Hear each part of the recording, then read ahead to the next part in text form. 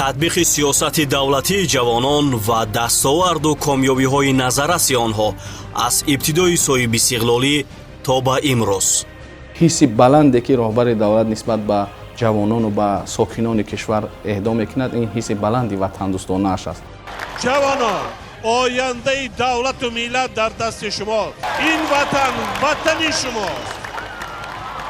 ин сарзамини аҷдоди сарзамини шумост. хонаи шумост.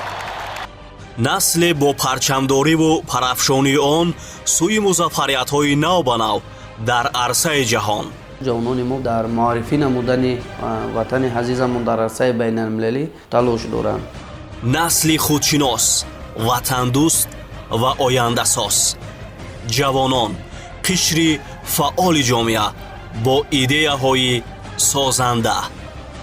саҳми ҷавононро мо дар рушди давлатдорӣ баръало эҳсос мекунем.